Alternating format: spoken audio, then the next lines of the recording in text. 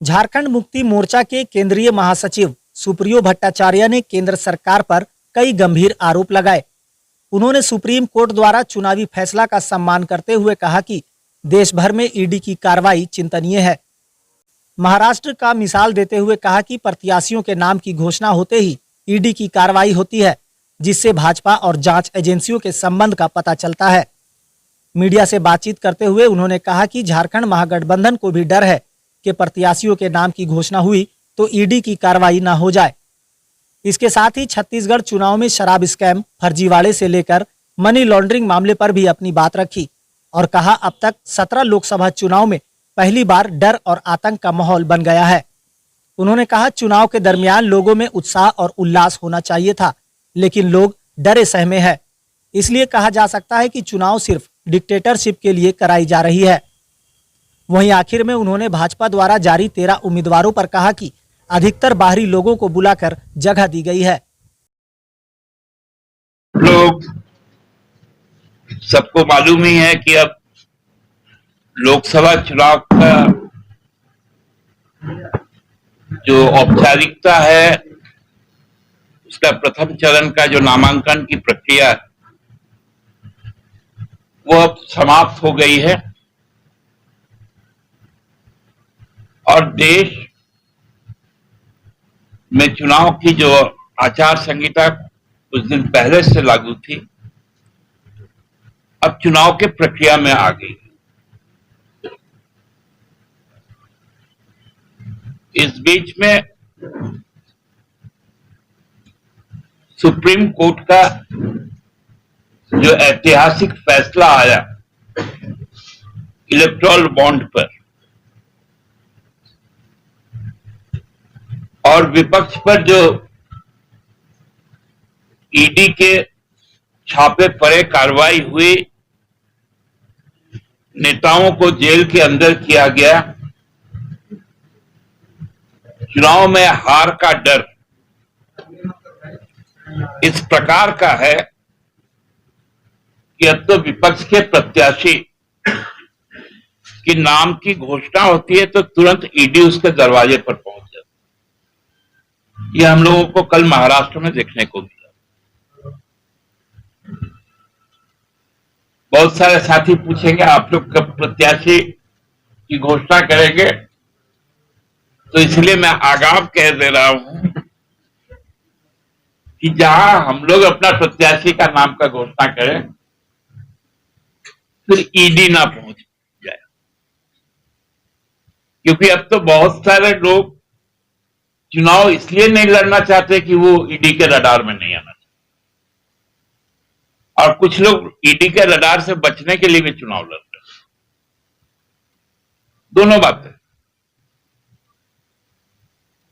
लेकिन जो सबसे बड़ी खबर है वो खबर है कि देश की जो फिनांस मिनिस्टर, उनके पति पराक्कल प्रभाकर, जो देश के 10 सर्वश्रेष्ठ और प्रसिद्ध अर्थशास्त्री हैं, उस श्रेणी में आते हैं।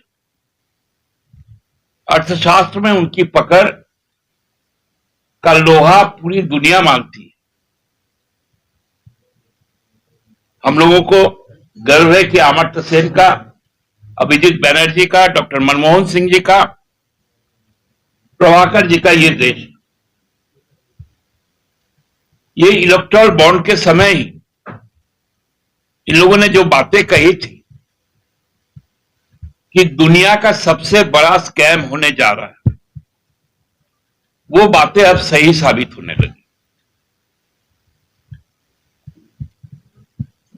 हम लोगों ने देखा था छत्तीसगढ़ के चुनाव में महादेव एक्ट के नाम पे, महादेव एक्ट के नाम पर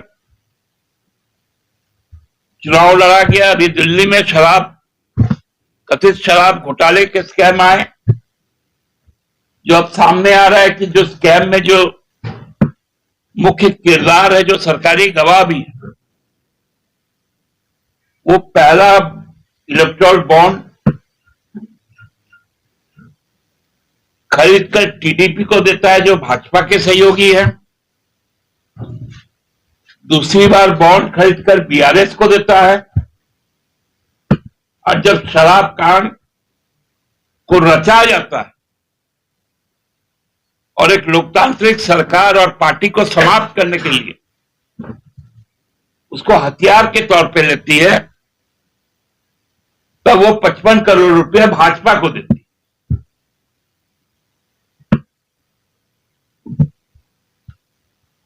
यहां पर भी फर्जीवाड़े से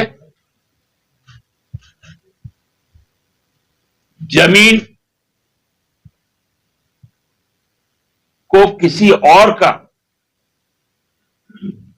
जो जमीन है उसको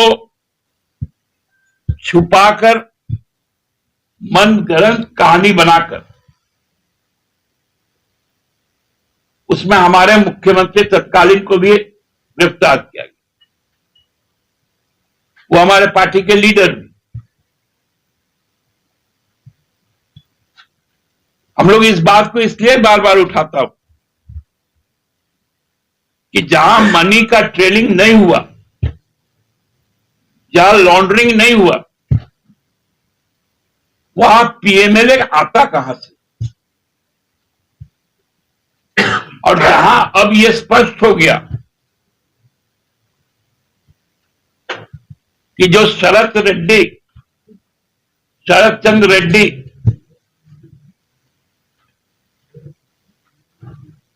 जो सीधा तौर पर 55 करोड़ रुपए भाजपा को देता है और भाजपा उस बॉन्ड को भुना भी लेती है,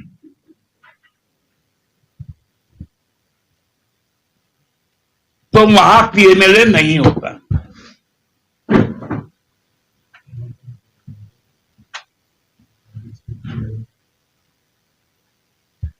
लेवल प्लेइंग ग्राउंड होना चाहिए, चुनाव आयोग बोलता है। चुनाव आयोग जांच करवाए। आज देश में जितने एविएशन के सेक्टर में जो एजेंसियां काम करती, इस देश में हेलीकॉप्टर का स्कैरसिटी हो गया।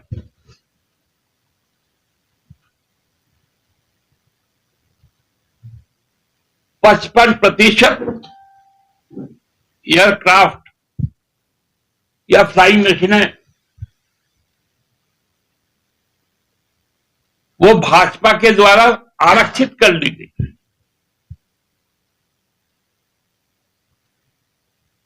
जैसे इलेक्टोरल बॉन्ड में यही प्रतिशत से और थोड़ा ज्यादा भाजपा को अकेले मिला। अब एयरक्राफ्ट भी उसी तरह का हो गया। तो कहां से लेवल प्लेइंग ग्राउंड रहेगा? समतल भूमि कहां है?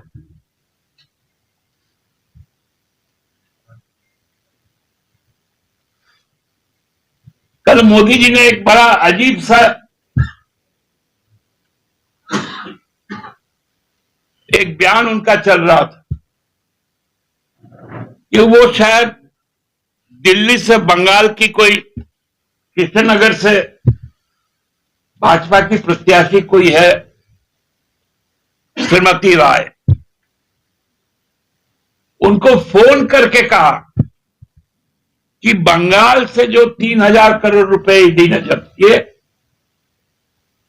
वो बंगाल के लोगों के बीच में बांट देंगे। मोदी जी, जो स्विस बैंक में जमा रुपया आना था वो 15 लाख कहां गया?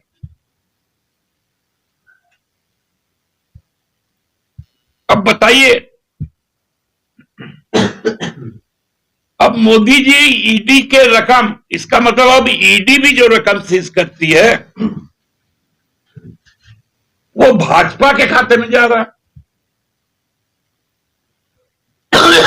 एक लेमैन होकर तो मैं यही समझ पाता हूं, नहीं तो मोदी जी कैसे बांट देंगे? अब सीधा प्रलोभन दिया जा रहा है और चुनाव आयोग मौन है। क्योंकि लेवल प्लेइंग ग्राउंड है।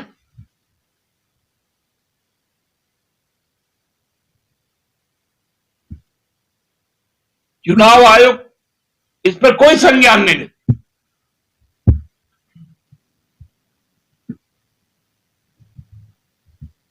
अजीब सा यहां पर एक माहौल बनाकर रख दिया गया। 17 चुनाव लोकसभा के हो चुके, इतना डर और आतंक का माहौल आज तक नहीं रहा।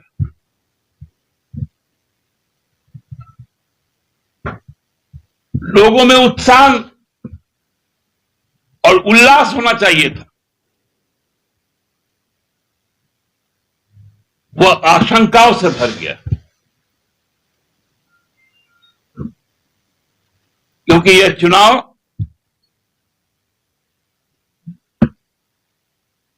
लोकतंत्र में नहीं हो रहा है, लोकशाही में नहीं हो रहा है। यह चुनाव ही फांसीवाद और डिक्टेटरशिप को स्थापित करने के लिए हो रहा है।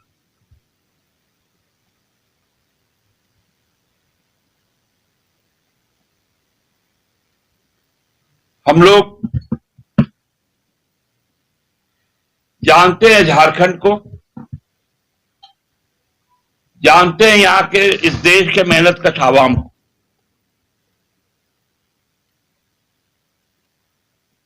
भाजपा के अपने कार्यकर्ता भाजपा के लीडरशिप से आतंकित है। बाहर से बुला बुलाकर उम्मीदवार उनको देना पड़ रहा। मुझे तो आज आपके बीच में ये बात कहने को कहा गया है भाजपा के मित्रों के द्वारा कि कम से कम 20% आरक्षण तय हो सीटों के बंटवारे में, क्योंकि उनके यहां जो 13 उम्मीदवार हैं, यदि रिजर्व कैटेगरी को छोड़ दे जो 7 है,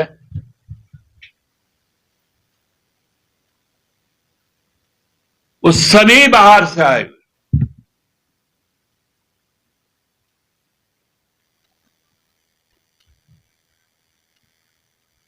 ये अपील भी उन लोगों ने कहा कि आप ही कर दीजिएगा, हमारी कोई सुनता नहीं,